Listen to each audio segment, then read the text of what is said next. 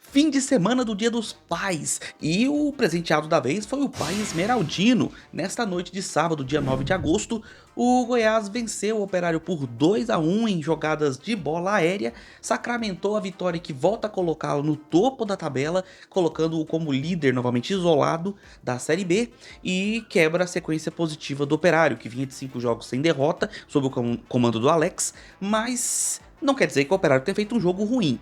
Agora vamos explicar tudo pra você, tudo que rolou nessa partida, explicar o motivo da vitória esmeraldina, derrota do Fantasma, passar pra você todos os lances, comentar aqui o que é de importante pra você entender o que aconteceu com o seu time. Tudo isso depois da vinheta.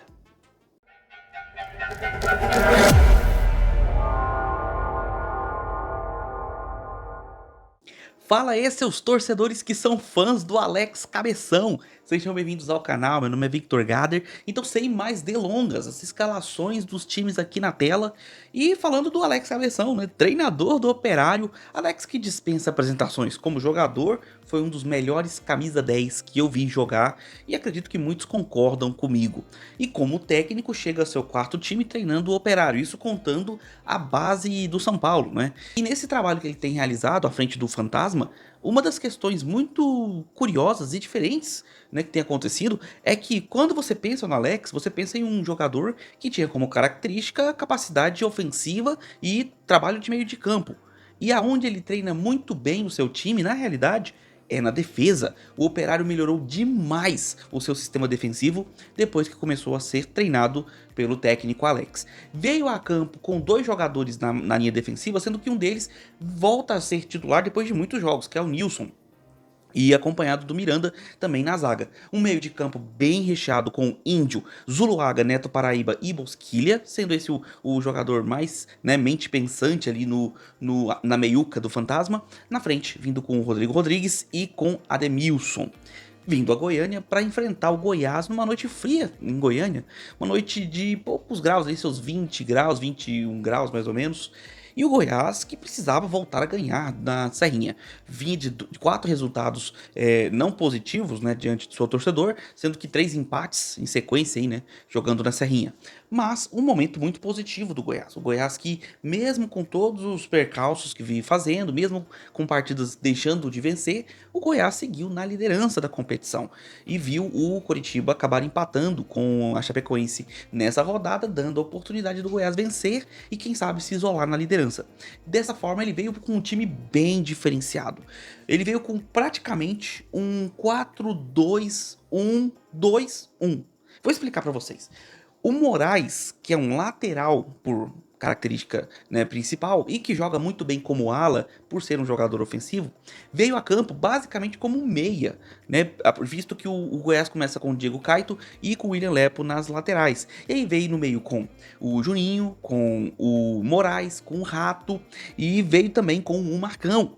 Todos esses jogadores compondo o meio de campo do Goiás. Na frente, o Anselmo Ramon e o Jajá vindo como um ponta. O Wellington Rato, apesar de vir como um meia, ele também variou muito no seu posicionamento, caindo muitas vezes pelas pontas também.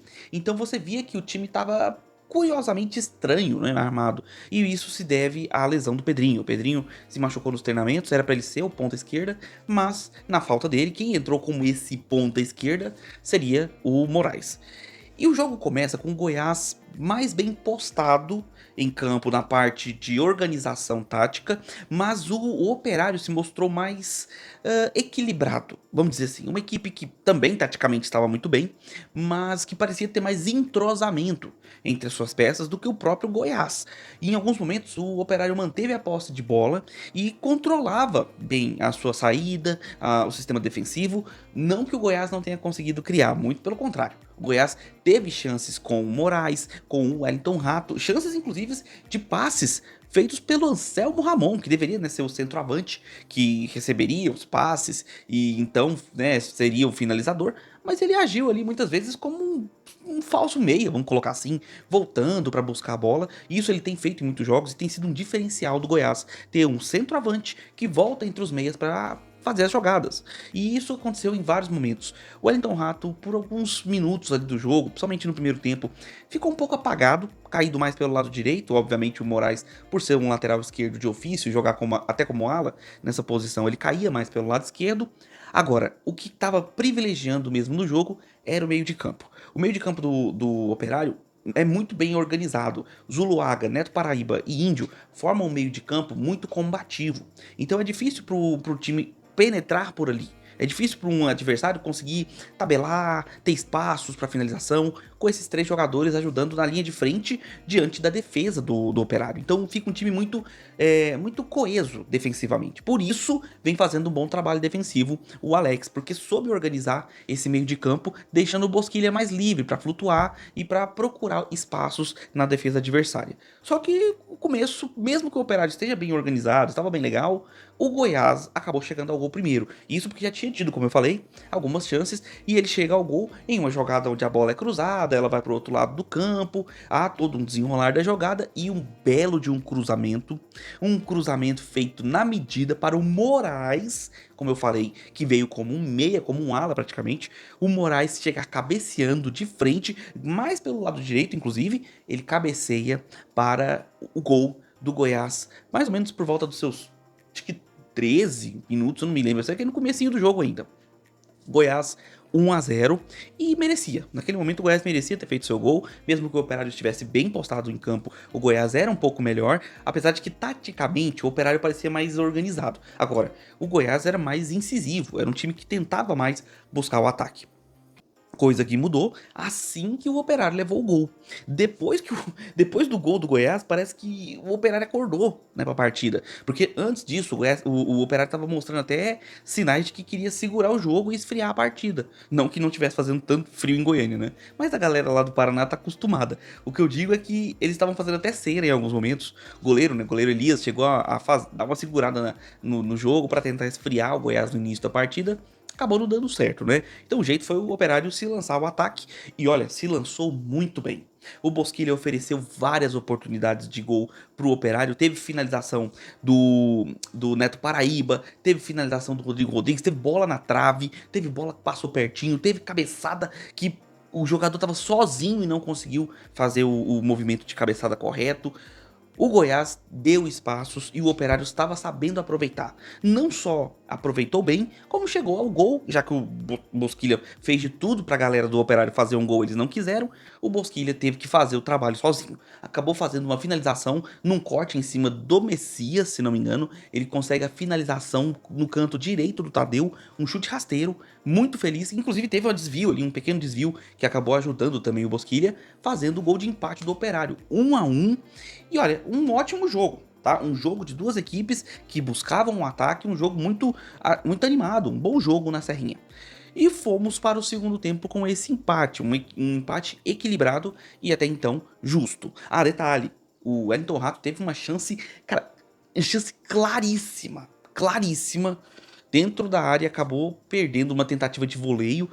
Olha, o Wellington Rato nem fazia uma grande partida, realmente, é outra partida que ele estava sendo muito discreto, mas teve essa chance e ele não conseguiu aproveitar. O segundo tempo veio, houveram algumas mudanças, né? Tivemos ali a entrada do Wellington Matheus no lugar do Jajá, tivemos algumas outras mudanças no decorrer do jogo, mas a principal foi a entrada do Rafael Gava no lugar do Marcão. O Marcão, um meia bastante defensivo, e aí com a entrada do Rafael Gava, o meio de campo ficou muito mais coerente do Goiás.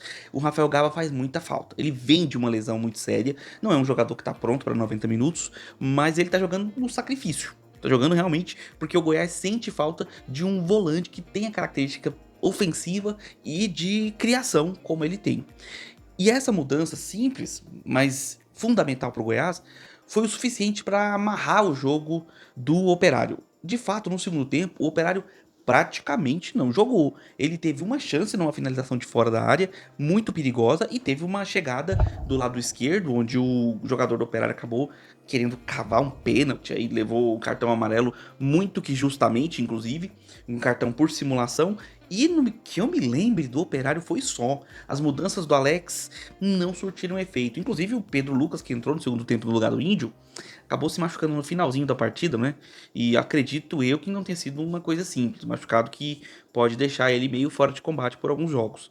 Agora, do lado do Goiás, Esmeraldino veio muito melhor no segundo tempo, controlou com facilidade, chegou a seu segundo gol num escanteio cobrado pelo Wellington Rato, inclusive, com cabeçada do Messias, que fez um grande jogo, inclusive, mesmo com o Goiás tendo problemas defensivos em alguns momentos, o Messias fazia uma boa partida, fez o seu gol de cabeça, um gol que até eu vi uma certa reclamação dos jogadores do Operário, mas eu não vi motivo algum para reclamarem.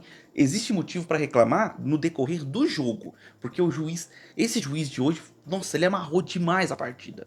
Todo encostadinha, toda coisinha, toda caidinha, ele marcava alguma coisa. E isso fez o jogo ficar mais truncado, mais lento, muito tempo de bola parada. Mas não creio também que a arbitragem tenha influenciado no resultado. Influenciou no espetáculo, porque o torcedor quer ver bola rolando e ele parou muito o jogo. Mas no quesito geral, assim, o gol do Messias fazendo 2 a 1 pro Goiás era muito justo. O Goiás era melhor na partida, era mais coerente taticamente, um time que ficou mais arrumado com as peças que entraram, principalmente o Rafael Gaba. Teve ainda a entrada do Benítez, né, a entrada do Barceló, mas não mudou muito a dinâmica do jogo. Do lado do Operário, a entrada do Matheus Souza no ataque não surtiu efeito, ele pouco apareceu. Teve a entrada também do Thales, né, na lateral, mas também não foi significativa. E o Breno, que entrou para ser o meia, para auxiliar no ataque, também não conseguiu dar o melhor resultado ao Fantasma, que perde sua sequência, né, vinha de uma boa sequência de vitórias, mas não é um jogo para lamentar. Vamos entender o seguinte, o Fantasma enfrentou o líder do campeonato, que na teoria seria o melhor time da competição, e fez um jogo competitivo.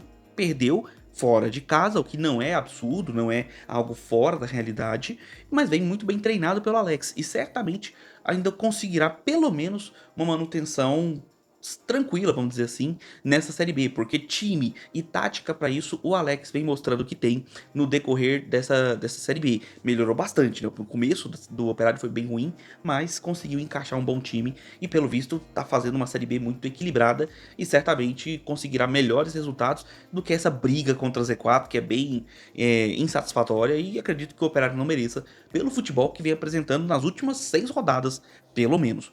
O lado do Goiás é só alegria. Goiás comemora sua liderança com seus 42 pontos. Acredito que não, perdão, 41 pontos, né? A classificação tá aparecendo aqui para vocês. 41 pontos, líder isolado, volta a vencer em casa, uma boa vitória diante de uma equipe que vinha fazendo uma sequência boa de jogos e se recupera e deixa seu torcedor bastante satisfeito. Pelo menos eu acredito que o torcedor tenha visto um Goiás que vem mostrando evolução novamente, vem mostrando que volta a melhorar, né? Desde o jogo contra o Remo, eu vejo que o Goiás teve seus bons momentos. O jogo contra o Amazonas é um ponto fora da curva, mas caminha para brigar e seguir brigando, não só pelo título da Série B, né, como obviamente pelo acesso, visto que tem uma distância bem significativa para o primeiro time fora do G4. O Goiás está muito bem na fita, líder, merecido, joga um bom futebol, faz pelo menos o que nós estamos acostumados a ver ali do feijão com arroz da Série B, faz muitíssimo bem temperado.